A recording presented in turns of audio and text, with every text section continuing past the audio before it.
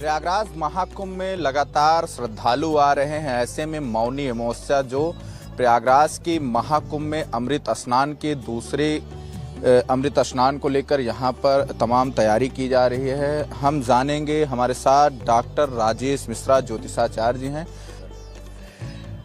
देखिए, मौनी अमावस्या निसंदेह कुंभ की दृष्टि से एक बड़ा पर्व हो जाता है, क्योंकि जब कुंभ के संदर्भ में आकलन होता है, ग्रही आकलन होता है, तो उसमें ही कहा जाता है कि मेष राशि गते जीवे मकरे चंद्रभास्करो अमावस्या तदा योगः कुंभकस्य तीर्थनायके।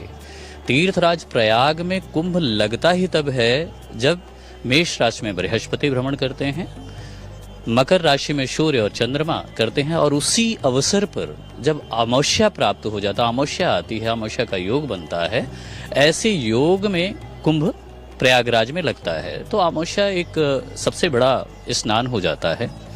और प्रयागराज कुंभ के स्नान के संदर्भ में अलग अलग पुराणों में अलग अलग प्रसंग आए हैं। अगर आप यज्ञ के संदर्भ में देखें, जैसे प्रयाग में देखें तो उत्सर्ग है और यज शब्द यज धातु से बना हुआ है। यज का तात्पर्य त्याग होता है।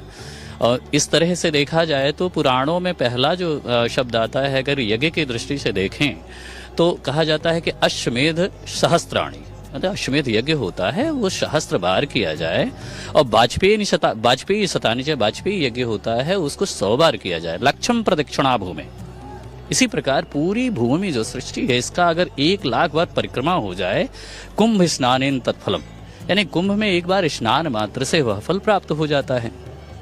यस, स्नानों के सिर्फ महीनों की दृष्टि से देखा जाता है तो हमारे पुराणों में कहा जाता है कि कार्तिक एक बड़ा पवित्र मास होता है हमारे, तो उसमें ये कहा जाता है कि सहस्त्रम कार्तिके स्नाने। कार्तिक माह में अगर आप 100 बार स्नान कर लीजिए, कार्तिक में 100 बार स्नान कर लीजिए।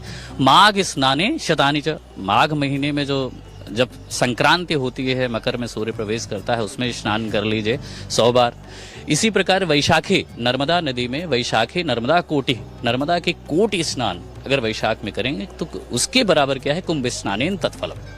तो कुंभ में स्नान का यह प्रतिफल है। और जब अमावस्या में ही कुंभ लग रहा है तो निसंदेह कुंभ अमावस्या से ही प्रारंभ होगा, अमावस्या के दिवस में ही आएगा।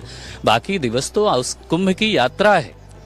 क्योंकि हमारे वेदों में कुंभ को लेकर जो कहा गया है कि चतुरः कुंभश्चानि चतुर्धा चतुराय, तो जो 4 तरह के कुंभ, 4 जगह कुंभ लगता है, उस दृष्टि से अगर देखा जाए तो यह स्नान पर्व एक बड़ा पर्व हो जाता है प्रयागराज की दृष्टि में।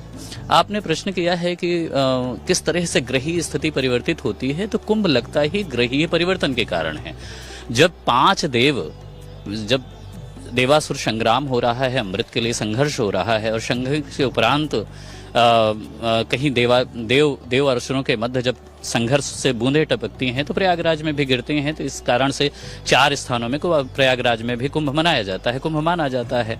तो उसमें इन रक्षा के लिए, इन जो बूंद है, बूंद की रक्षा के लिए अमृत जो तत्व है, जो सुबुद्ध तत्व, उन तत्वों की रक्षा के लिए पंचग्रहीय जो है, जिसमें सूर्य, चंद्र, बृहस्पति, शुक्र, शनि, ये जब इनका विशेष योग बनता है तब आकर कहीं कुंभ होता है।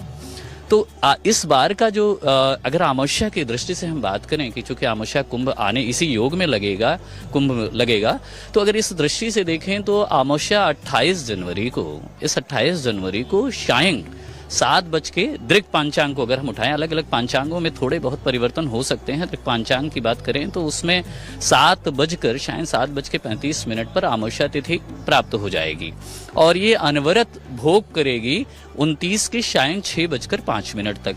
इस तरह से देखा जाए तो उदया तिथि में 29 जनवरी को प्राप्त हो रही है अमावस्या। अतः जो शास्त्रीय विधान ये कहता है कि 29 जनवरी को ही अमावस्या का स्नान होगा। यह ग्रही, और इस समय जो इसमें कई तरह के योग बनेंगे, जिसमें सिद्ध योग पूरे समय तक चलेगा। कुंभान योग, अन्य योग भी अन्य बड़े अविस्मरणीय और बड़े पुण्यकारी, मोक्ष को प्रदान करने वाले, भोग को प्रदान करने वाले अनेक योग इसमें प्राप्त होंगे। ज्योतिष की दृष्टि से मौनी अमावस्या को लेकर किस तरीके से श्रद्धालु स्नान करेंगे, और क्या समय रहेगा, कितने बजे तक यह समय रहेगा, और कितने बजे तक मौनी अमावस्या है? जैसा आपको हमने बताया कि दृक पंचांग के अनुसार अमावस्या की तिथि तो प्रारंभ हो जाएगी 28 जनवरी को शायं, लेकिन चूंकि उदया तिथि प्राप्त होगी 29 को, तो स्नानार्थियों से आग्रह है कि सूर्योदय के उपरांत वह स्नान करें